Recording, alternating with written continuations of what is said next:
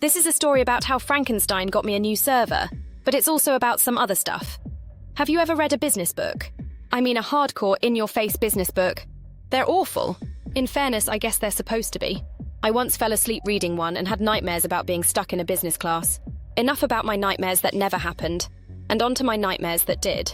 I used to work at a certain local internet service provider. Yes, I am that old. It was my first real job in the adult world, and I was super proud of myself for working my way up from a sysadmin type to actually running most of the place. But there was one problem. The owner was insane. I don't mean in that friendly, but just a lousy boss way. No, this guy was out there. He once called me at 4 a.m. to tell me he saw a rainbow. I assure you that Cleveland has no rainbows at that time of day. He spent 45 minutes trying to get me to go to where he was and look at it. Nope, I didn't do that. This was the mildest thing I could think of to convey his type of insanity. He needed help, and in retrospect, I feel sorry for him. Enough of that. Why am I writing about my worst boss in a post about creative writing? I'm getting there, be patient.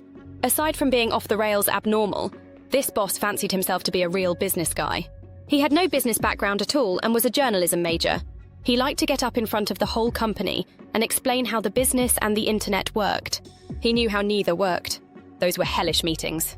One day his business lecture got around to the topic of communication. That day's tirade was on how to communicate efficiently and effectively. The first rule, you ask? No creative writing. Writing needed to be a matter of fact and nothing else. Don't try to persuade.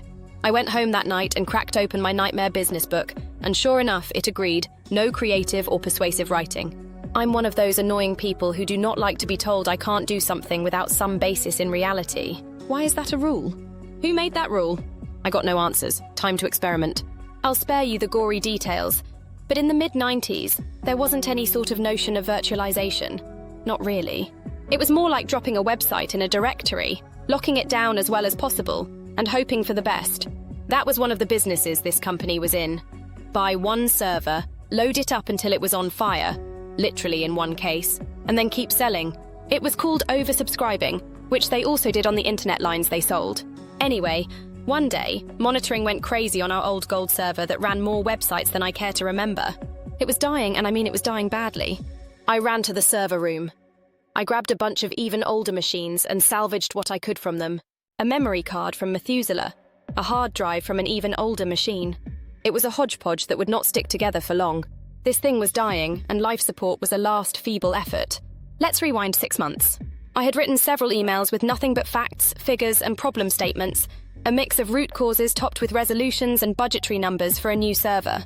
It was some of the best work I'd done at that early career stage, considering I also had no business background or professional experience. It was ignored 3 times and flat out denied the 4th time. People, it was time for some action. It was time for loud, angry negotiations. My friends, it was time for some creative name-calling. Enter some creative writing. I opened my email client, which was just mail, because I was a die-hard Unix guy, and no one could tell me I should use anything else. I crafted a short story about being Dr. Frankenstein's kid. As best I can remember, the story went like this. I was DF's kid, and trying to keep his monster alive.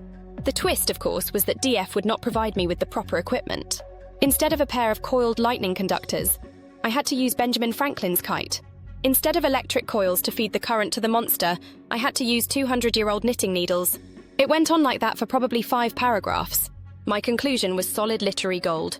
The monster was alive but could only walk, talk, or move his arms one at a time. He was incapable of fluid motion because if he tried, he would drop dead. Guess what happened the following day? The boss from somewhere scarier than hell came up to me, grabbed me by the shoulders, which he always did because he knew I hated to be touched, and gave me my budget to build a new server. Why? He looked at me sincerely and said, "It really moved me that you would compare yourself to a crazed scientist trying to keep it together." That was this guy in a nutshell. The server was purchased, built, and in production less than a week later.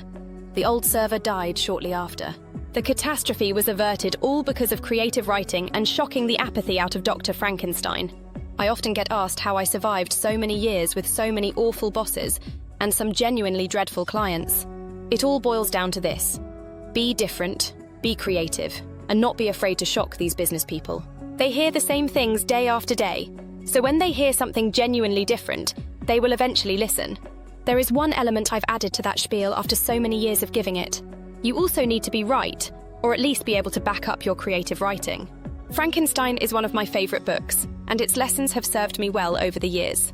I feel if business and engineering schools taught from that book, the world might be a better place.